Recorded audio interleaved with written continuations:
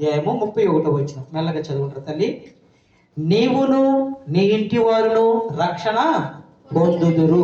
దేవునికి స్తోత్రం కలుగును గాక. మనమును మన ఇంటి వారు రక్షణ పొందాలంటే మనం ఏం చెయ్యాలండి? లేఖన భాగాలు చాలా స్పష్టంగా తెలియపరుస్తున్నటువంటి మాట ఏంటంటే, రక్షణ పొందుటకు నేను ఏమి చేయవలనని అతను అడిగాను. చెరసాల నాయకునితో పౌలు చెప్పినటువంటి మాట ఏంటో తెలుసండి? నేడు నీవును నీ కుటుంబమును రక్షణ పొందవలెను. అంటే నువ్వు ఒక్కరు మాత్రమే కాదండి, నీవు నీ కుటుంబం కూడా రక్షణ పొందాలని చెప్పి పౌలు చెరసాలలో ఉన్నటువంటి నాయకులకి చెప్పినట్లు జీవగ్రంథం సెలవిస్తుందండి. అపోస్తుల కార్యము 16వ అధ్యాయం 31వ వచనంలో రక్షణ గురించి చాలా స్పష్టంగా మాట్లాడుతున్నాడండి. అపోస్తుల కార్యములు 16వ అధ్యాయం 31వ వచనం ద్వారా ఆయన మనతో మాట్లాడుతున్నటువంటి శ్రేష్టమైనటువంటి మాట ఏంటో తెలుసండి?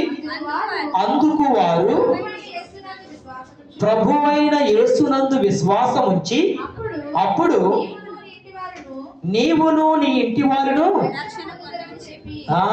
రక్షణ. ఎవరు యందు విశ్వాసం ఉంచాలండి?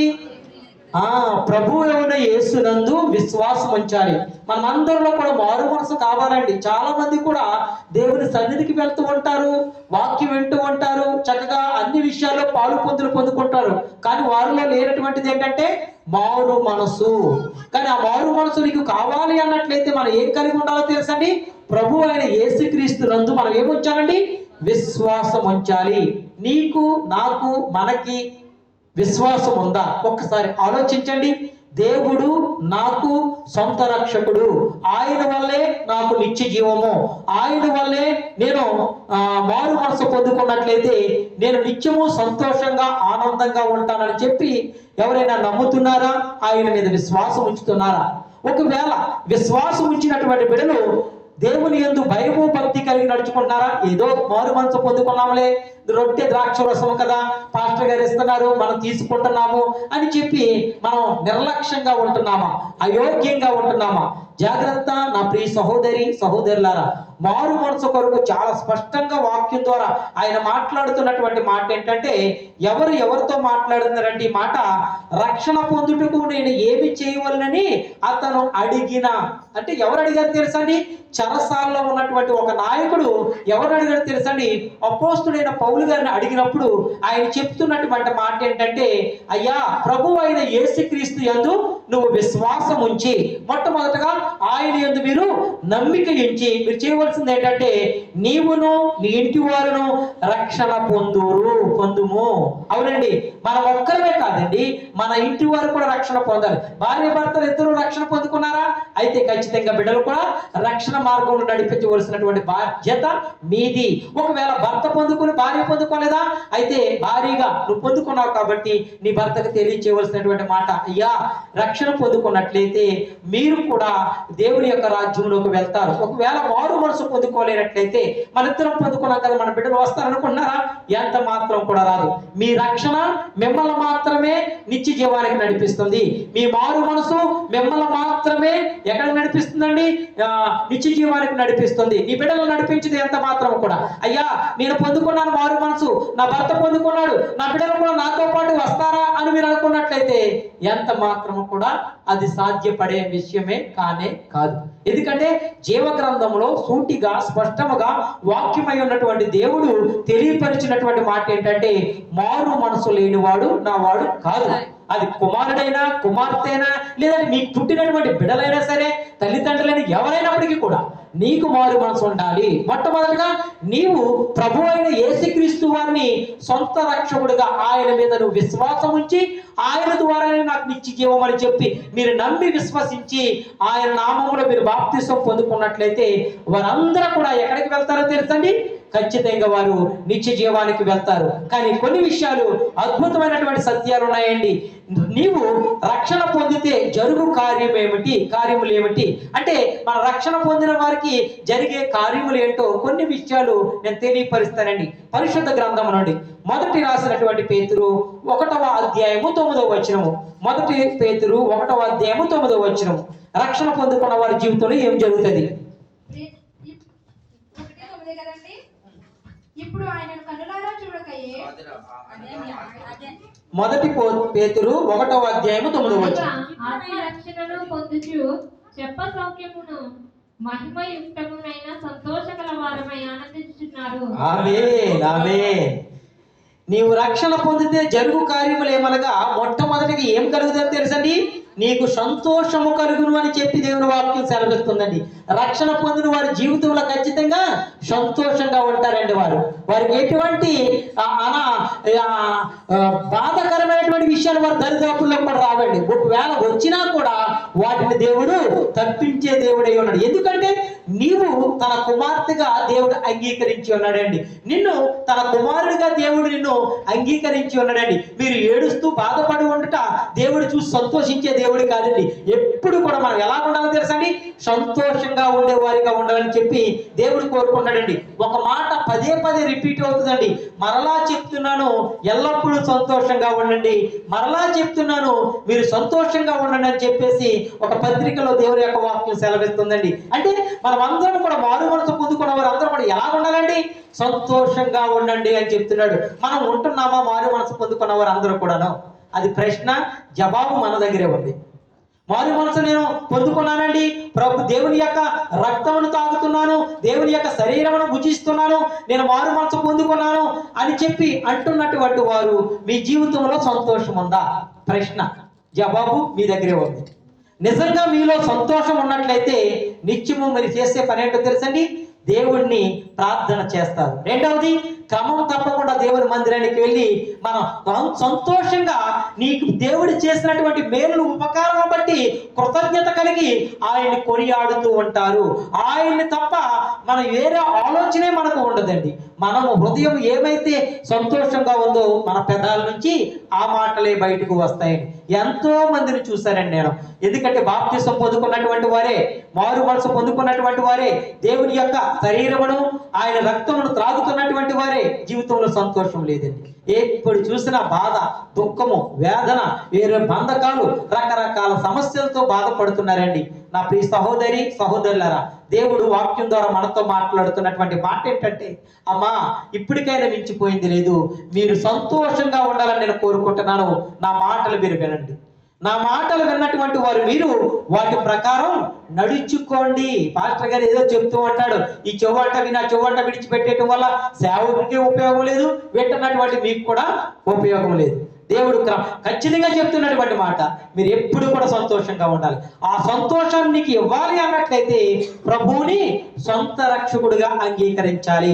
ఆయన యందు మనం విశ్వాసం ఉంచాలి. ఈ రోజున మనుషులు యందు విశ్వాసం ఉంచుతున్నారండి జనులు, కానీ దేవుని యందు ఎంత మాత్రం కూడా విశ్వాసం ఉంచటం లేదండి. ఒకసారి ఆలోచించండి నా ప్రియ సహోదరి సహోదరులారా, మనుషుల పైన ఆధారపడే వాళ్ళు ఈ రోజున ఎక్కువ మంది ఉంటున్నారు, దేవుని పైన ఆధారపడే వాళ్ళు చాలా తక్కువ మంది ఉంటున్నారండి. ఎందుకు నేను విజ్ఞాపనలు వస్తున్నాను నా దగ్గరికి, ఎందుకు ఇటువంటి బాధాకరమైనటువంటి శోధనలు వారి జీవితాల్లో జరుగుతున్నాయి? వారు సంపూర్ణంగా దేవుని మీద ఆనుకోవటం లేదు, వారు దేవుణ్ణి విశ్వసించటం లేదు. ఏదో అందరూ వెళ్తున్నారు కదా గుంపులో గోవిందలాగా, మనము శుక్రవారం వెళ్ళాలి, వెళ్ళకపోతే మాస్టర్ గారు ఫోన్ చేస్తారు, లేదంటే నా తోటి సహోదరులు ఎందుకు రావట్లేదమ్మా నువ్వు అని చెప్పి అడుగుతారని చెప్పేసి దేవుని మందిరానికి వస్తున్నారేమో. జాగ్రత్త. నువ్వు సంతోషంగా ఉండటానికి నువ్వు దేవుని మందిరానికి రావాలి. నువ్వు దేవుని యొక్క మాటలు వినటానికి దేవుని మందిరానికి రావాలి.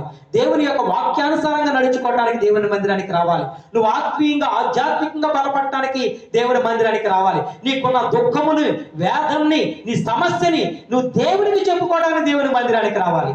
మనుషులకు చెప్పుకుంటే నీకు తీరుస్తారా, ఆరిస్తారా?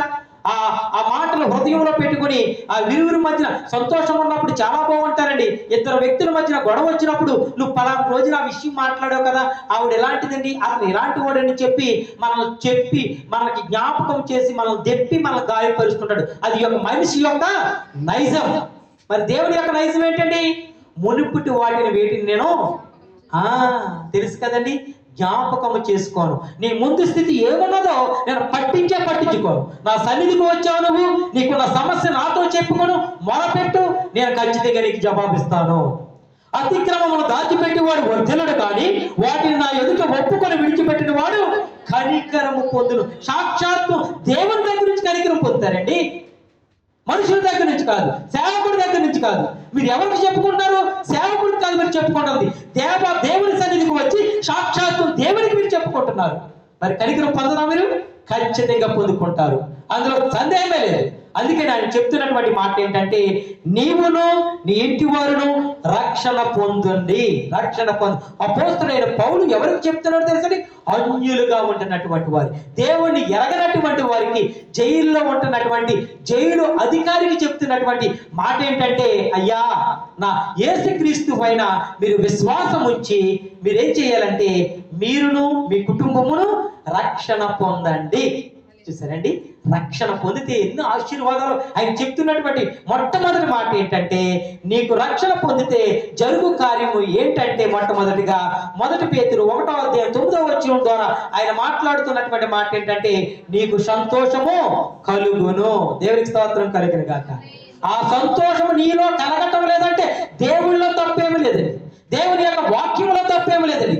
మన నడవడిక, మన క్రియలు దేవుని ఎదుట సరైనవిగా లేదు. అందుకే నువ్వు సంతోషంగా ఉండలేకపోతున్నావు, నువ్వు ఆత్మీయంగా ఉండలేకపోతున్నావు, నువ్వు దేవునికి దగ్గరగా ఉండలేకపోతున్నావు. ఆ సమస్య ఏంటో, ఆ స్థితి ఏంటో నీకు మాత్రమే తెలుసు. జాగ్రత్త, సేవకుడు ద్వారా, వాక్యం ద్వారా దేవుడు మాట్లాడుతున్నాడు. కాబట్టి జాగ్రత్తగా దేవుని యొక్క వాక్యమును విని వాటి ప్రకారం నడుచుకోవాలని నేను ప్రభు పేరట మీకు తెలియపరుస్తున్నాను. కాబట్టి ఇంకా చూసుకున్నట్లయితే ఆయన మాట్లాడుతున్నటువంటి మాట హెబ్రీయులు రాసినటువంటి పత్రిక 2వ అధ్యాయము 3వ వచనం ద్వారా దేవుడు నీతో నాతో మాట్లాడుతున్న శ్రేష్టమైనటువంటి మాట చదవండి. ఇంత గొప్ప రక్షణను మనకు నిర్లక్ష్యం చేసిన యెడల ఎలాగూ తప్పించుకొందుము? అట్టి రక్షణ ప్రభువు బోధించుట చేత ఆరంభమై దేవుడు తన చిత్తానుసారముగా సూచక్రియల చేతను మహత్కార్యముల చేతను నానా విధములైన అద్భుతముల చేతను వివిధములైన పరిశుద్ధాత్మ వరములను అనుగ్రహించుట చేతనను వారితో కూడా సాక్ష్యం ఇచ్చుచుండగా వినువారి చేత మనము దృఢపరచబడము. ఆమేన్, ఆమేన్, ఆమేన్. హెబ్రీయులు రాసినటువంటి పత్రిక 2వ అధ్యాయం 3వ వచనం మెల్లగా నిదానంగా చదవరు తల్లి. ఎంత గొప్ప రక్షణను మనము నిర్లక్ష్యము చేసిన ఎడల ఎలాగ తప్పించుకుందాము? సరిపద్ధతి తల్లి.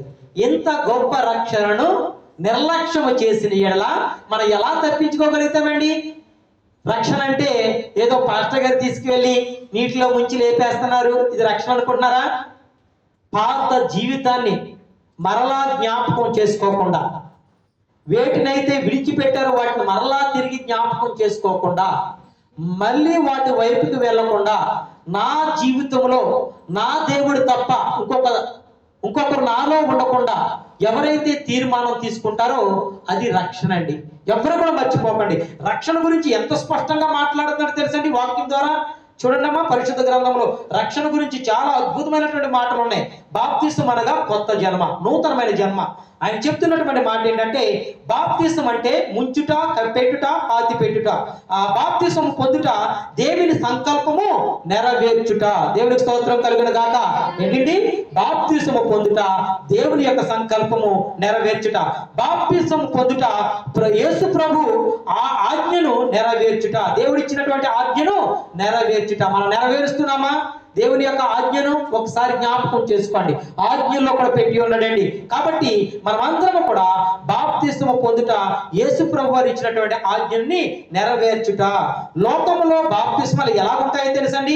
పెండ్లి కోసం చేసుకుంటారండి, వివాహం కొరకు బాప్తిసం తీసుకుంటారండి, ఉద్యోగాల కొరకు బాప్తిసం తీసుకుంటారండి, అయితే చనిపోతామేమని చెప్పి బాప్తిసం తీసుకుంటారండి, లేదంటే మన సొంత సంతోషాల కొరకు బాప్తిసం తీసుకుంటారండి, డబ్బు కోసం బాప్తిసం తీసుకుంటారండి, లేదంటే కొంతమంది అయితే ఎలా తీసుకుంటారంటే దొరల కోసం బాప్తిసం తీసుకుంటారు. అంటే మనుషులు లోకంలో ఉన్నటువంటి వాటిని బట్టి వాళ్ళు సంతోషంగా తీసుకుంటారు. అంటే నా పట్ల నాకు ఈ కార్యం చేశాడు, నాకు ఉద్యోగం వచ్చింది, నేను బాప్తిసం తీసుకుంటున్నాను, లేదంటే నా కుమార్తెకి వివాహం జరుగుతుంది, అయితే వివాహం ముందు బాప్తిసం తీసుకోమంటున్నారు పాస్టర్ గారు, బాప్తిసం తీసుకుంటున్నాను. అలాగే చూసుకున్నట్లయితే ఆయన ఏమన్నారు? ఉద్యోగం వచ్చింది, అందుకోసం నేను బాప్తిసం తీసుకున్నాను, లేదా నేను మరణ పడకల్లో ఉన్నాను, ఈ మరణ పడకల నుంచి దేవుడు రక్షిస్తే కనుక నేను బాప్తిసం తీసుకుంటాను అని చెప్పి మనుషులుగా మనం నిర్ణయం తీసుకుంటామండి. ప్రభు అంటున్నాడు, ఇటువంటి బాప్తిసం ఎంత మాత్రము చెల్లదు. ఖచ్చితంగా చెప్పేస్తాడండి. ఒకవేళ నువ్వు వివాహం కోసం తీసుకున్నావా, అది నీకు చెల్లదు. నువ్వు వివాహం కోసం తీసుకున్నావు, నా కోసం తీసుకుంటున్నావా, నన్ను సొంత రక్షకుడిగా మీరు అంగీకరిస్తున్నారా, నేనే నీకు నిత్య జీవాన్ని ఇస్తానని మీరు విశ్వసిస్తున్నారా అని చెప్పి దేవుడు అడుగుతున్నాడండి. చాలా మంది బిడ్డలు కూడా నేను ఎంతో మందిని చూశానండి. భర్త ఏమో ఆత్మీయంగా ఉంటాడు, భార్య ఏమో ఆత్మీయురాలు కాదు. ఎందుకంటే భర్త ఏమో బాప్తిసం తీసుకున్నటువంటి చక్కగా ఆత్మీయంగా ఎదుగుతున్నటువంటి బిడ్డ. కాబట్టి క్రైస్తవ వివాహం చేయాలంటే ఆ బిడ్డ బాప్తిసం లేదు. కాబట్టి సేవకుడు చెప్పే మాట ఏంటంటే, అమ్మా తను కూడా బాప్తిసం తీసుకుంటేనే ఇది క్రైస్తవ వివాహం చేయగలుగుతానని చెప్పి సేవకుడు చెప్పినప్పుడు వెంటనే వారు చేసేది ఏంటో తెలుసండి, బాప్తిస్తానికి సిద్ధపడుతూ ఉన్నారు. దేని కొరకు? వివాహం జరగదేమో, పాస్టర్ గారు వివాహం చేయరేమో. అవునా? పాస్టర్ గారి వివాహం కాదండి ముఖ్యం, నీ మనస్సు మారాలండి. నీ మనస్సు మారకుండా నువ్వు బాప్తిసం తీసుకుంటే దానివల్ల ఉపయోగం ఎవరికి? మీకు ఏమైనా ఉపయోగం అనుకుంటున్నారా? దానివల్ల మీరు ఏమైనా ఆశీర్వదించబడతారు అనుకున్నారా? ఎంత మాత్రం కూడా ఆశీర్వదించబడలేరు. అందుకనే దేవుని యొక్క వాక్యం స్పష్టంగా తెలియపరుస్తుంది, మీరు మనుషుల కొరకు తీసుకున్న బాప్తిసము చెల్లదు, చెల్లదు ఎంత మాత్రం కూడా. ఎందుకంటే వాక్యమైనటువంటి దేవుడు ఆయన మాట్లాడుతున్నాడు. బాప్తిసం అనగా క్రొత్తగా జన్మించుట, పాత జీవితము పాతి పెట్టబడుతుంది, అది సమాధి చేయబడుతుంది. ఇప్పుడు నువ్వు బ్రతికినటువంటి వారు ఎవరు అంటే నూతనముగా క్రీస్తులో పుట్టినటువంటి సహోదరివి, సహోదరుడివి. ఈ సత్యాన్ని ఎవరు కూడా మర్చిపోవడానికి వీలు లేదండి. అందుకని మనం అందరము కూడా బాప్తిసము పొందుట దేనికి సాదృశ్యంగా ఉందంటే దేవుని సంకల్పాన్ని నెరవేర్చడానికి సాదృశ్యంగా ఉందండి. ఇంకా చూసుకున్నట్లయితే బాప్తిసము ఎందుకు పొందాలో పరిశుద్ధ గ్రంథం సెలవిస్తుందండి. అపోస్తుల కార్యములు 2వ అధ్యాయము 38వ వచనము. అపోస్తుల కార్యములు బాప్తిసం మనం ఎందుకు తీసుకోవాలి? అపోస్తుల కార్యములు 2వ అధ్యాయం 38వ వచనం. మీరు మారు మనసు పొంది పాప క్షమాపణ నిమిత్తము ప్రతి వాడు యేసుక్రీస్తు నామమున బాప్తిస్మము పొందుడి, అప్పుడు మీరు పరిశుద్ధాత్మ అను వరం పొందుదురు. ఆమేన్.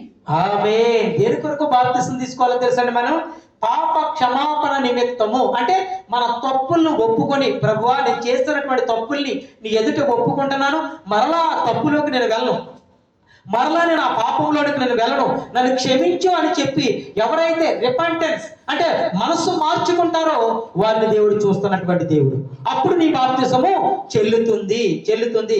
బాప్తిసము ఎందుకు పొందాలంటే మన పాపాలకి ఆయన ఏం చేస్తున్నాడంటే ఆ పాప క్షమాపణ ఇస్తున్నందుకు మన బాప్తిసం తీసుకోవాలండి. మన పాపాలన్నింటినీ కూడా దేవుడు కొట్టివేశాడండి. ఆ కల్వరి శిలువలో ఆయనంతటా ఆయనే తన దేహాన్ని ఆయన క్రయధనంగా పెట్టి ఉన్నాడండి. అంత గొప్ప దేవుడు అండి. కాబట్టి మన మీద ఎటువంటి పాపములు లేవండి. కానీ మనమైతే ఆ దేవుడిని జ్ఞాపకం చేసుకోకుండా లోకంలో ఉన్నటువంటి సుఖాల కొరకు, లోకంలో ఉన్నటువంటి సంతోషాల కొరకు మన దేహాన్ని మనం మరిడుము చేసుకుంటూ దేవుడు చెప్పినటువంటి మాటలను పక్కన పెట్టి లోకంలో ఉన్నటువంటి వాటిని అన్నిటిని కూడా మనం హృదయంలోకి తీసుకుని ఇందులోనే ఆనందం ఉంది, ఇందులోనే సంతోషం ఉందని చెప్పి అనుకుంటున్నారేమో. అవి తాత్కాలికమైనటువంటివి. దేవుని వాక్యం సెలవిస్తున్న మాట ఏంటో తెలుసండి? లోకంలో ఉన్నటువంటివి ఏంటో తెలుసండి? నేత్రాస, జీవపు డంబము, ఇంకేంటండి? శరీరాస. ఇవి లోకంలో ఉన్నటువంటివి. మన లోకాన్ని జయించినటువంటి దేవుడు చెప్తున్నటువంటి మాట ఏంటంటే, అయ్యా నేను మిమ్మల్ని మారు మనసుని ఇవ్వబోతున్నాను, మీ హృదయాన్ని మార్చాలనుకుంటున్నాను, ఇవేవి కూడా మీ మీద ఏలుబడి చేయకూడదు అన్నట్లయితే నన్ను మీరు సొంత రక్షకుడుగా అంగీకరించండి. మీరు నన్ను నా ద్వారానే నిత్య జీవం అని చెప్పి మీరు నమ్మండి. అది నమ్మి విశ్వసించి మీరు బాప్తిసం తీసుకున్నట్లయితే ఈ లోకంలో ఉన్నటువంటి మాలిన్యము మీ మీద ఏలుబడి చేయదు. కాబట్టి మనం అందరం కూడా లోకంలో ఉన్న మాలిన్యం మనం అంటకుండా లోకాన్ని జయించినటువంటి యేసుక్రీస్తు వారి మాటలు విన్నట్లయితే అది మనకి, మన ఆత్మీయ జీవితానికి ఎంతో ఎంతో ఆశీర్వాదకరమైన సత్యాన్ని మీరందరూ కూడా తెలుసుకోవాలని నేను ప్రభు పేరట మీకు తెలియపరుస్తున్నాను. బాప్తిసం ఎందుకు పొందాలంటే ఆయన చెప్తున్నటువంటి మాట ఏంటో తెలుసండి? మార్కు సువార్త 16వ అధ్యాయము 16వ వచనంలో ఒక మాట ఉంటుందండి. బాప్తిసం ఎందుకు పొందుకోవాలంటే రక్షణ కొరకు మనం పొందుకోవాలండి.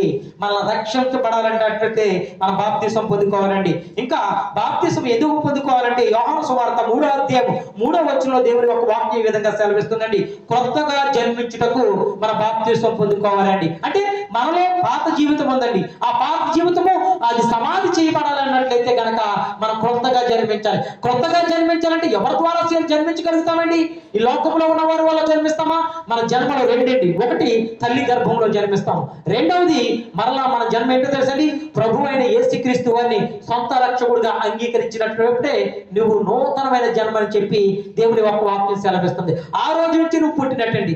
ఆ రోజు నుంచే దేవుని దృష్టిలో నువ్వు తన కుమారుడిగా కుమార్తెగా కౌంట్ చేయబడతావు, లెక్క చేయబడతావు అనే సత్యాన్ని ఎవరు కూడా మర్చిపోకూడదని నేను ప్రభు పేరట మీకు తెలియపరుస్తున్నానండి. అంతేకాదండి, మన బాప్తిసం ఎందుకు పొందాలంటే ఇక్కడ లేఖనాలు సెలవిస్తున్నాయండి. యోహాను సువార్త 3వ అధ్యాయం 3వ వచనంలో ఇది దేని కొరకు అంటున్నాడంటే 3 నుంచి 6 వచనంలో ఉన్నటువంటి మాట ఏంటంటే దేవుని రాజ్యములో ప్రవేశించుటకు మన బాప్తిసం పొందాలండి. చాలా శ్రేష్టమైనటువంటి మాటలు ఉంటాయి. నాకు సమయం లేదు కాబట్టి నేను త్వరగా చెప్తున్నాను. రెఫరెన్స్ రాసుకుని వారు రాసుకోండి. బాప్తిసం మనం ఎందుకు పొందుకోవాలంటే యోహాను సువార్త 3వ అధ్యాయము 3 నుంచి 6 వచనాల్లో ఉన్నటువంటి సత్యాలు ఏంటో తెలుసండి. దేవుని రాజ్యములో ప్రవేశించుటకు మనము బాప్తిసం పొందుకోవాలండి. ఇంకా చూసుకున్నట్లయితే మనం ఏం చేయాలన్నట్లయితే బాప్తిసం ఎందుకు తీసుకోవాలంటే అపోస్తుల కార్యములు 2వ అధ్యాయం 38వ వచనంలో మాట్లాడుతున్నాడండి. పరిశుద్ధాత్మ వరము పొందుటకు అపోస్తుల కార్యములు 2వ అధ్యాయం 38వ వచనం ద్వారా అంటున్నాడు, మీరు పరిశుద్ధాత్మ వరము పొందుటకు మీరు బాప్తిసం తీసుకోండి అంటున్నాడండి. అంతేకాదండి, ఆ గలతీయులకు రాసినటువంటి పత్రికలో 3వ అధ్యాయం 27వ వచనంలో ఒక మాట అంటాడండి, మీరు బాప్తిసం ఎందుకు తీసుకోవాలన్నట్లయితే క్రీస్తులోనికి ప్రవేశించుటకు మీరు బాప్తిసం తీసుకోండి, లోకములో నుండి క్రీస్తులోనికి రావడానికి మీరు బాప్తిసం తీసుకోమన్నాడు. గలతీయులకు రాసిన పత్రిక 2వ అధ్యాయం 27వ వచనంలో. ఇంకా చూసుకున్నట్లయితే అదే వచనంలో మరొక మాట కూడా ఉంటుందండి, క్రీస్తును ధరించుకోవడానికి మీరు బాప్తిసం తీసుకోమంటాడండి. ఎంత గొప్ప దేవుడండి! మనం క్రీస్తులను ప్రవేశించడానికి బాప్తిసం తీసుకోవాలి, క్రీస్తును ధరించుకోవడానికి బాప్తిసం తీసుకోవాలండి. బాప్తిసంలో ఏమి జరుగుతుందో లేఖనాలు సెలవిస్తున్నాయండి. బాప్తిసంలో ఏం జరుగుతుందో తెలుసండి. రోమిలకు రాసినటువంటి పత్రిక 6వ అధ్యాయము 3 నుంచి 5 వచనాల్లో ఉన్నటువంటి శ్రేష్టమైనటువంటి మాటలండి. ఆ బాప్తిసంలో ఏం జరుగుతుందంటే రోమిలకు రాసినటువంటి పత్రిక 6వ అధ్యాయం 3 నుంచి 5 వచనాలు ఏమన్నాడో తెలుసండి.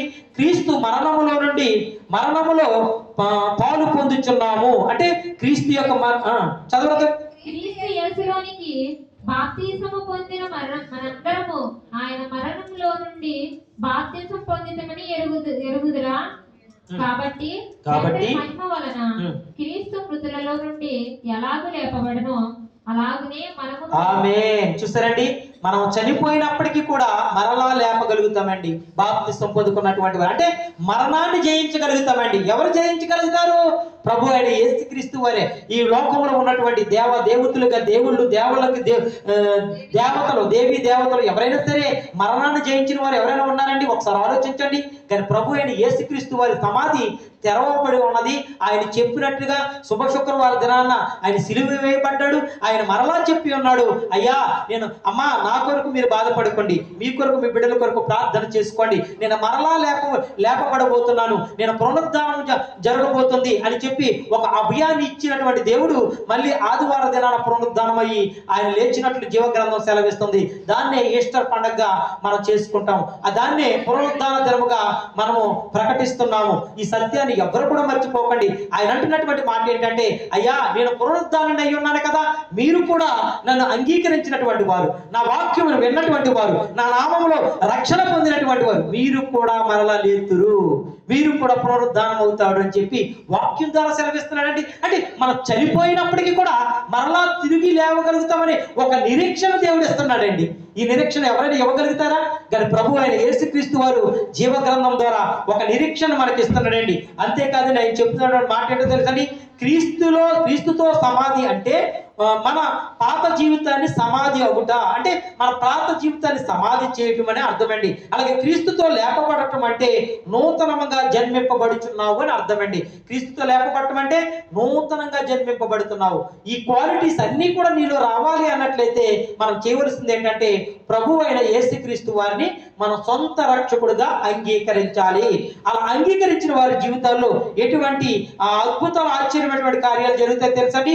ఎవరు బాప్తిసం పొందాలి? ఎవరు బాప్తిసం పొందాలంటే వాక్యముని విశ్వసించిన వారు ఖచ్చితంగా బాప్తిసం పొందాలండి. ఎవరైతే వాక్యం వింటూ ఉంటారో, దేవుని గురించి తెలుసుకుంటారో వారు ఖచ్చితంగా బాప్తిసం అంటే మారు మనసు పొందాలి అంతే. అంతేగాని వస్తున్నాము వెళ్ళిపోతున్నాం అంటే దానివల్ల మీకు ఉపయోగకరం కాదు, అలాగే సేవకుడికి కూడా ఉపయోగకరం కాదు. నోరు తెరుచుకుని ఇంతసేపు కష్టపడి వాక్యము విత్తి దాని కొరకు మీ కొరకు అర్థమయ్యే రీతిలో మీకు బోధించి మీకు వివరించుతున్నాడు సేవకుడు. అది చెప్పినటువంటి ఆ పాఠం అంతా కూడా వ్యర్థమైపోతుందండి. ఎందుకంటే మీ హృదయాల్లో మీకు ఇది ఫలించి అభివృద్ధి చెందాలండి వాక్యం. అలా చెందినట్లయితే అది మీకు ఉపయోగకరము. అలాగే మీరు ఆ మారు మనసు పొందుకున్నట్లయితే దేవుడు మిమ్మల్ని బట్టి ఎంతగానో ఘనపరచబడతాడనే సత్యాన్ని మీరు తెలుసుకోవాలి. ఎవరు బాప్తిసం పొందాలంటే మొట్టమొదటిగా వాక్యమును విశ్వసించిన వారు బాప్తిసం పొందాలండి.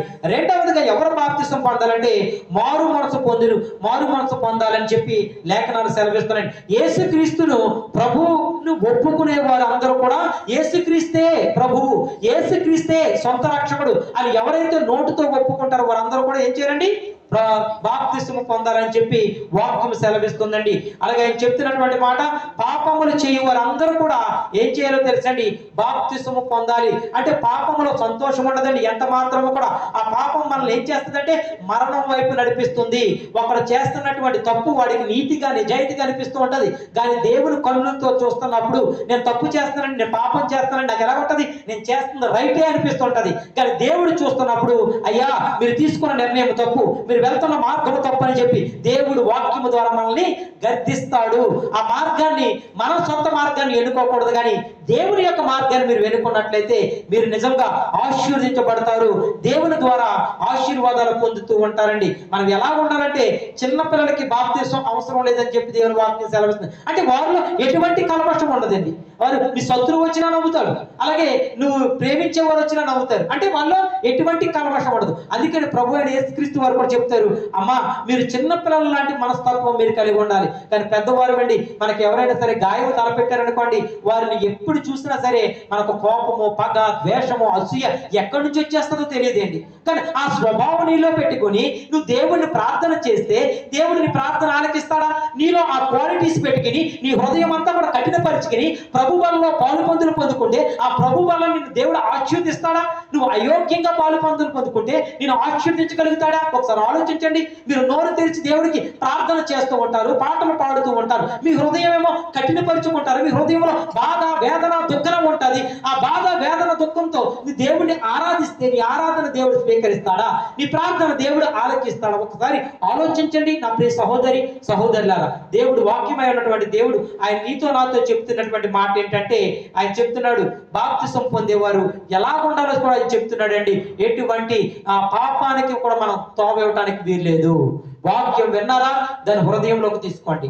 నన్ను సొంత రక్షకుడిగా మీరు అంగీకరించండి, మీకు నేను నిత్య జీవాన్ని ఇస్తానని చెప్పి ఒక అభయాన్ని ఇస్తూ ఆయన చెప్తున్నటువంటి మాట ఏంటంటే అయ్యా నీవును నీ ఇంటి వారును రక్షణ పొందండి. ఎంత ఈ రక్షణను ఎవరైనా నిర్లక్ష్యం చేసినట్లయితే ప్రభు అయిన యేసుక్రీస్తు వారు చాలా దుఃఖిస్తూ ఉంటారండి. రక్షణ పొందటం వల్ల మనకు కలిగే మొట్టమొదటి లాభం ఏంటనేది మీకు తెలియపరిచానండి. రక్షణ పొందటం వల్ల నీకు సంతోషము కలుగుతుంది. రెండవదిగా మారు మనసు పొందటం వల్ల మనకి కలిగేది ఏంటంటే నీకు సంరక్షణ కలుగుతుందని చెప్పేసి ఏప్రిల్ రాసిన పత్రిక 2వ అధ్యాయము 3వ వచనంలో దేవుని యొక్క వాక్యం సెలవిస్తుందండి. అంటే మనకు సంరక్షణ ఎవరండి? చాలా మంది అనుకుంటారండి నాలో లోపాలు ఉన్నాయండి పాస్టర్ గారు, ఇవి సరి చేసుకుని నేను బాప్తిసం పొందుతానని చెప్పేసి ఎప్పటికీ కూడా మీరు పొందుకోలేరు. ఎందుకంటే ఆ లోపము నేను ఏలుబడి చేస్తుంది. అదే కనుక మీరు బాప్తిసం తీసుకున్నారనుకోండి, తప్పు చేయటానికి నేను ప్రభు యొక్క శరీరమును తింటున్నాను, ప్రభు యొక్క రక్తమును తాగుతున్నాను, నేను దేవుడికి లెక్క అప్పు చెప్పాలని చెప్పి ఒక భయం మీలో ఉంటుందండి. ఆ భయం లేకుండా చేసేది ఎవరో తెలుసండి? సాతానుడు. ఆయన చేసేది ఏంటో తెలుసండి? మిమ్మల్ని మారు మనసు తీసుకోకుండా మీలో ఉన్న లోపాన్ని మీకు చూపిస్తూ ఉంటాడు నిత్యము కూడా. జాగ్రత్త జాగ్రత్త. మన లోపం మనల్ని ఏలుబడి చేస్తుంది. లోకాన్ని జయించినటువంటి దేవుని మాటలు పక్కన పెట్టుకుని ఈ లోకంలో ఉన్నటువంటి మాటల్ని, ఈ లోకంలో జరుగుతున్నటువంటి విపత్తుల్ని మన మీద వేసుకుని మనంతట మనం కృంగిపోతూ దేవుడికి దూరం అయిపోతున్నాము. జాగ్రత్త నా ప్రియ సహోదరి సహోదరులారా. దేవుడు వాక్యము ద్వారా, సేవకుడు ద్వారా నాతో మీతో మీ అందరితో కూడా మాట్లాడుతున్నటువంటి మాట, అమ్మా మీరు మారు మనసు పొందండి, అమ్మా మీరు రక్షణ పొందండి. ఇంకా ఎన్నాళ్ళు ఎలాగ ఉంటారు మీరు? ఒకవేళ మారు మనసును పొందినటువంటి వారు దానికి తగ్గ జీవితాన్ని జీవిస్తున్నారా? మీరు సంతోషంగా ఉంటున్నారా? మీరు ఆనందంగా ఉంటున్నారా? ఒక్కసారి మిమ్మల్ని మీరు పరీక్షించుకోండి, పరిశీలన చేసుకోండి. దీనికి గల కారణం ఏంటి? ఎందుకు మీరు సంతోషంగా ఉండలేకపోతున్నారు? ఎందుకు మీరు ఆనందంగా ఉండలేకపోతున్నారు? ఎందుకు దేవుణ్ణి ఆరాధించలేకపోతున్నారు? ఎందుకు దేవునికి ప్రార్థన చేయలేకపోతున్నారు? ఆ జవాబు మీ దగ్గరే ఉంది, మీ దగ్గరే ఉంది. అది మనకు తెలుసు ఎందుకు చేయలేకపోతున్నామో, ఎందుకు మోకరించలేకపోతున్నామో. ఎందుకంటే మనుషులను మబ్బు పెట్టొచ్చండి, లేదంటే భర్తను మబ్బు పెట్టొచ్చు, భార్యను మబ్బు పెట్టొచ్చు, లేదా సేవకుడికి మబ్బు పెట్టొచ్చు. దేవుణ్ణి మనం ఎవరైనా సరే ఆయనకి తెలియకుండా చేయగలుగుతామండి? ఒక్కరు కూడా చేయలేరు. దేవునికి మరుగైంది ఏమీ లేదు. మనం ఎలా జీవిస్తున్నామో, ఎలా ఉంటున్నాం అన్ని చూచుచున్న దేవుడు. జాగ్రత్త నా ప్రియ సహోదరి సహోదరులారా. ఆయన చెప్తున్నటువంటి మరొక శ్రేష్టమైనటువంటి మాట ఏంటి తెలుసండి? అపోస్తుల కార్యములు 2వ అధ్యాయము 40వ వచనము, 40-47 వచనాలు. ఆ మధ్యలో ఉన్నటువంటి సారాంశాన్ని మీకు తెలియపరుస్తారండి. చదవడం తల్లి. అపోస్తుల కార్యము 2వ అధ్యాయము 40. ఇంకను అనేక విధములైన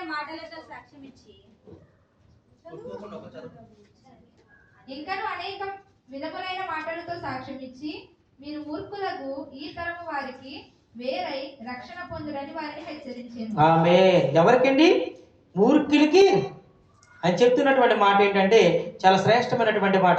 ఇప్పటికైనా మించిపోయింది లేదు, మీరు మారు మనసు పొందండి అని చెప్పేసి వాక్యం ద్వారా మాట్లాడుతాడు. అదే అధ్యాయంలో 2వ అధ్యాయం, అపోస్తుల కార్యం 2వ అధ్యాయం 40-47 వచనాలు మీరు చదువుకున్నట్లయితే అందులో ఉన్నటువంటి కొన్ని సత్యాలు ఏంటంటే, నీకు సహవాసము కలుగును.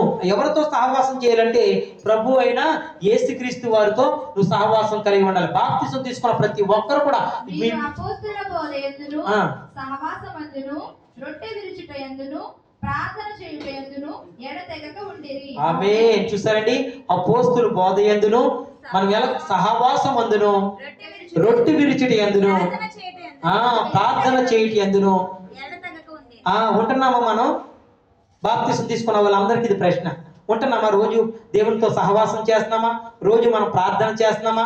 ప్రతి నెల మొదటి వారంలోనూ ప్రభు బలలో పాలు పొందుకుంటున్నామా? మనకు తెలుసు కదండి, ఎవరో చెప్పిన అవసరం లేదు. బాప్తిసం తీసుకున్న వారి గురించి దేవుడు మాట్లాడుతున్నారు. ఎంత ఈ గొప్ప రక్షణని మనం నిర్లక్ష్యం చేస్తున్నామో అది మనకు తెలుసు. జాగ్రత్త నా ప్రియ సహోదరి సహోదరులారా. వాక్యమై ఉన్నటువంటి దేవుడు నీతో నాతో మాట్లాడుతున్నటువంటి మాట ఏంటే, ఈ మాట ఎవరితో మాట్లాడుతాడంటే, రక్షణ పొందుటకు నేను ఏమి చేయవలనని అతను అడిగి ఉన్నాడు. చెరసాల్లో ఉన్నటువంటి ఒక నాయకుడు అడిగినప్పుడు అపోస్తలుడైన పౌలు చెప్తున్నాడు, అయ్యా నేను చెప్తున్నటువంటి మాట. అపోస్తలుడైన పౌలు సెలవిచ్చిన మాట ఏంటంటే, నీవును నీ ఇంటి వారును రక్షణ పొందుదురు, కానీ ఈ రక్షణ మీరు పొందుకోవాలంటే యేసు ప్రభువు నందు మీరు ఏం చేయాలో తెలుసండి? విశ్వసించాలి. ఆయన ద్వారానే నాకు సొంత రక్షకుడు, ఆయన ద్వారానే నన్ను నిత్య జీవానికి వెళ్తాను. ఎవరైతే నమ్మి విశ్వసిస్తారో వారంటండి గొప్ప కార్యము దేవుని పట్ల చూస్తారు, వారి కుటుంబంలో చూస్తారు. మారు మనసు పొందుకున్న వారి జీవితాలు అన్ని కూడా అద్భుతంగా ఉంటాయండి. మారు మనసు లేనిటువంటి జీవితాలన్నీ కూడా ఏదో శోధన, ఏదో ఒక ఇబ్బంది, ఏదో ఒక ఇరుకు. నేను మారు మనసు పొందుకున్న వారు ఇబ్బందులు పడరు, ఇరుకులు రావని చెప్పి నేను చెప్పను కానండి. ఒకవేళ వచ్చినా కూడా మారు మనసు పొందుకున్నారు కాబట్టి, ప్రభువా నీ నామములో మారు మనసు పొందుకున్నారు నీ కుమార్తె, నీ నామములో మారు మనసు పొందుకున్న నీ కుమారుడి కొరకు నేను ప్రార్థిస్తున్నాను ప్రభువా. నీవు ఇచ్చిన అధికారంతో నువ్వు వారిని మార్చుకున్న తండ్రి, నీ రక్షణ ద్వారా తండ్రి ప్రభువా నేను ప్రార్థిస్తున్నాను తండ్రి. ఒక్కసారి నీ కనికరం వారి పైన చూపించండి అని చెప్పి ప్రార్థన చేసినప్పుడు దేవుడు ఎంత కార్యం చేస్తున్నాడు తెలుసండి? గొప్ప కార్యాలు చేస్తాడు. అందులో సందేహం లేదు.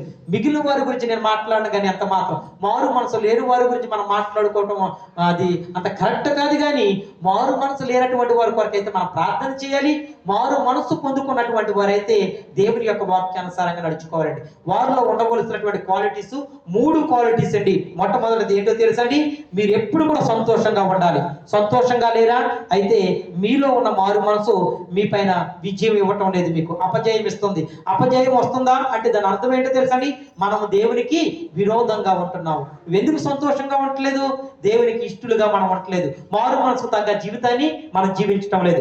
రెండవది ఏమవుతుందంటే, నీకు సంరక్షణ కలుగును. సంరక్షణ అంటే నీకు ప్రొటెక్షన్ కలగాలండి. మారు మనసు పొందుకున్న వాళ్ళందరికీ నువ్వు ప్రార్థన చేస్తున్నప్పుడు నీ బిడ్డలకు కోపదాలు కలగాలి. నువ్వు ప్రార్థన చేస్తున్నప్పుడు నీ భర్త అనారోగ్యంగా ఉన్నాడా, అతనికి ఆరోగ్యం కలగాలి. నువ్వు ప్రార్థన చేస్తున్నప్పుడు నువ్వేది అడిగినా నువ్వు పొందుకోవాలి. అలా పొందుకోవటం లేదంటే మనము దేవునితో సరైన సంబంధం కలిగి మనం ఉండటం లేదు. ఇంకా చూసుకున్నట్లయితే మూడవది ఏంటంటే, నీకు సహవాసము కలుగును. అంటే మనం దేవునితో సహవాసం కలిగి ఉన్నామా? ఉంటున్నామా? రొట్టె విరుచుటి యందు, ప్రార్థన చేయుటి యందు ఎడతెగక ఉంటున్నామా? ఆయనతో సహవాసం కలిగి ఉంటున్నామా? అది మనకు తెలుసు కదండి. దేవుడితో పాస్టర్ గారండి నేను ప్రతిరోజు బైబిల్ చదువుతానండి, పాస్టర్ గారండి నేను ప్రతిరోజు నేను వాక్యాన్ని వింటూ ఉంటానండి, ప్రతిరోజు కూడా నా కుటుంబం కొరకు, నా భర్త కొరకు, నా ఇరుగు పొరుగు వారి కొరకు, నా బిడ్డల కొరకు, అందరి కొరకు నేను ప్రార్థన చేస్తాను. ఎవరైనా చెప్పగలుగుతారండి మనస్ఫూర్తిగా వారి హృదయం మీద చేయి వేసుకుని? ఒకవేళ అలా చెప్పగలుగుతున్నట్లయితే నువ్వు ధన్యురాలు. ఒకవేళ చెప్పే స్థితిలో నువ్వు లేకపోయినట్లయితే దేవుడు వాక్యం ద్వారా నాతో మనందరితో కూడా మాట్లాడుతున్నటువంటి మాట ఏంటంటే ప్రార్థన చేసేవారిగా మనం ఉండాలి. ప్రతి నెల కూడా ప్రభు యొక్క శరీరంలోనూ ఆయన రక్తంలోనూ పాలు పొందుకునే వారిగా ఉండాలి. శరీరాన్ని రక్తాన్ని నిర్లక్ష్యం చేయడానికి వీల్లేదు. ఎందుకంటే పరిశుద్ధుని యొక్క రక్తమును మనం త్రాగాలి, పరిశుద్ధుని యొక్క శరీరం మనం భుజించాలనే సత్యాన్ని మీరు ఎవరు కూడా మర్చిపోకండి. ఇది ఎవరికి వర్తిస్తుందంటే బాప్తిస్మం పొందినటువంటి వారికి, మారు మనసు పొందినటువంటి వారికి ఇది వర్తిస్తుంది. అంతే తప్ప పాస్టర్ గారు ఏదో బల్లా రొట్టి తీసుకోమంటున్నారు కదా, ఆయన శరీరం రక్తం తీసుకోమంటున్నారు కదా అని చెప్పి మనం అయోగ్యంగా ఉండి ఈ బలలో పాలు పొందుకుంటే దాని వల్ల వచ్చే శిక్షణ కూడా పరిశుద్ధ గ్రంథంలో లిఖింపచేశాడు. జాగ్రత్త, మీరు యోగ్యులుగా ఉండే బల తీసుకోండి తప్ప అయోగ్యంగా ఉండే నా బల దగ్గరికి రాటానికి వెళ్ళలేదు ఎవరు కూడా. ఎందుకంటే అది పరిశుద్ధమైనటువంటి బల్ల. నేను పరిశుద్ధుని కనుక నా పరిశుద్ధమైన రక్తాన్ని మీకు ఇస్తున్నాను, నా పరిశుద్ధమైన శరీరాన్ని మీకు ఇస్తున్నాను. మీరు కూడా పరిశుద్ధంగా ఉండే ఈ బలలో పాలు పొందుకోవాలి. అంతే తప్ప ఏదో పాస్టర్ గారు ఇస్తున్నారని చెప్పేసి అందరూ వెళ్ళి మోకరిస్తున్నారు కదా, మనము మోకరించి తీసుకుంటే అది నీకు ఎంత మాత్రం కూడా ఆశీర్వాదకరము కాదు, శాపము. ఎందుకంటే పరిశుద్ధ గ్రంథంలో చెప్పేశాడండి, అయ్యా మీరు అయోగ్యంగా పాలు పొందుకుంటే దాని వల్ల వచ్చే శాపాలు కూడా భయంకరమైనటువంటి ఉన్నవండి. అయ్యా మీరు బలహీనలు అవుతారు, మీరు నిద్రిస్తారు, లేదంటే కనుక మీకు వచ్చే విపత్తు భయంకరంగా శిక్షకు పాత్రులు అవుతారని చెప్పి దేవుడే వాక్యం ద్వారా మాట్లాడుతున్నాడు. జాగ్రత్త, బల్ల పరిశుద్ధమైంది. పరిశుద్ధుని యొక్క రక్తము తాగుతున్నప్పుడు, పరిశుద్ధుని యొక్క శరీరం మనం భుజించున్నప్పుడు చాలా జాగ్రత్తగా ఉండాలి. 100 సార్లు మనం పరీక్షించుకోవాలి. నేను మాట ద్వారా గాని, నేను చూపు ద్వారా గాని, నేను క్రియ ద్వారా గాని నేను ఏమైనా తప్పుదాలు చేశానేమో ప్రభువా అని చెప్పి చిన్న తప్పుదాలు ఏమైనా ఉన్నట్లయితే మోకరించండి, ప్రాధేయపడండి. ఈ తప్పును మరలా నేను రిపీట్ చేయను ప్రభు అని చెప్పి మీరు ప్రాధేయపడి పశ్చాత్తాపడి మీరు బల్ల తీసుకున్నట్లయితే ఆ బల్ల మీకు ఆశీర్వాదకరంగా ఉంటుంది. దేవునికి స్తోత్రం కలుగును గాక. ఆ ఆశీర్వాదకరంగా ఉండాలని దేవుడు కోరుకుంటున్నాడు. మీరందరూ కూడా ఆశీర్వదించబడాలని చెప్పి దేవుడు కోరుకుంటున్నాడు. కాబట్టి మనం అందరం కూడా బల్లలో పాలు పొందుకునే వారు ఎలా ఉండాలంటే సంతోషంగా ఈ బల్లలో పాలు పొందుకోవాలి. నువ్వు సంరక్షణ కలిగి ఉండాలి. అలాగే ఆయన చెప్తున్నటువంటి మాట ఏంటంటే నీవు దేవునితో సహవాసం కలిగి ఉండాలి. అలా ఉన్నట్లయితే మీ అందరికి కూడా మంచిదని చెప్పి దేవుడు వాక్యం ద్వారా మాట్లాడుతున్నాడు. నీవు మనుషుల మీద లేదంటే ధనము మీ మీద విశ్వాసం ఉంచినట్లయితే నీకు కలిగేది రక్షణ కాదు, నష్టమే. తెలుసండి? ఎక్కడండి? మనుషుల మీద కానీ మన ధనం మీద కానీ విశ్వాసం ఉంచినట్లయితే మనకు కలిగేది ఏంటంటే నష్టమే కలుగుతుందండి. కానీ దేవుని యందు నీవు విశ్వాసం ఉంచుము, అప్పుడు నీకు నీటి వారికి గొప్ప రక్షణ కలుగుతుంది. దేవునికి స్తోత్రం కలిగిన గాక. ఎవరి మీద రక్షణ ఉంచాలండి? ప్రభు అయిన యేసుక్రీస్తు వారి పైన విశ్వాసం ఉంచినట్లయితే నీకును నీ ఇంటి వారికి గొప్ప రక్షణ కలుగుతుంది. ఈ రోజు చదువుకున్నటువంటి మూలవాక్యం కూడా అదే కదండి. ఏంటండి? అపోస్తుల కార్యాలు 16వ అధ్యాయం 31వ వచనం ద్వారా ఆయన మాట్లాడుతున్నటువంటి మాట ఏంటంటే, అమ్మా అయ్యా మీరు యేసుక్రీస్తు వారి యందు విశ్వాసం ఉంచండి, నీవును నీ ఇంటి వారికి రక్షణ పొందుదురు. అవునండి, మనం రక్షణ పొందుకోవాలా? ప్రభు అయిన యేసుక్రీస్తు వారి పైన విశ్వాసం ఉంచాలండి. విశ్వాసం ఉంచిన ప్రతి ఒక్కరు కూడా ఆయన ద్వారానే నాకు మారు మనసు అని చెప్పి మనం నమ్మాలండి. అలా నమ్మినట్లయితే మన అందరికి కూడా నిత్య జీవం.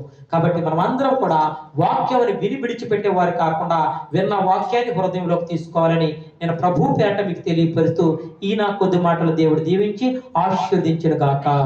ఆమేన్, ఆమేన్. ప్రార్థన చేసుకుందామండి. ప్రార్థన. మహాపరిశుద్ధుడా, మహోన్నతుడా, మహాగణుడా నీకు వందనాలు. దేవానికి స్తోత్రం తండ్రి. ఇంతవరకు తండ్రి వాక్యం ద్వారా మీరు మాట్లాడి ఉన్నారు. దేవా ఈ బాప్తిసంలో ఉన్నటువంటి సత్యాలు తండ్రి ప్రభా నా నోటికి బోరగా ఉండి మీరే నీ బిడ్డలతో మాట్లాడినందుకు నీకు వందనాలు తండ్రి. మీ కృప చూపించండి, మీ కాపుదల ఉంచండి, మీరు సహాయం చేయండి ప్రభా. దేవ బిడ్డలతో మీరు మాట్లాడండి, మీరు సహాయం చేయమని అడుగుతున్నాను తండ్రి ప్రభా. దేవా చాలా మంది బిడ్డలు తండ్రి ప్రభా మారు మనసు పొందుకుని కూడా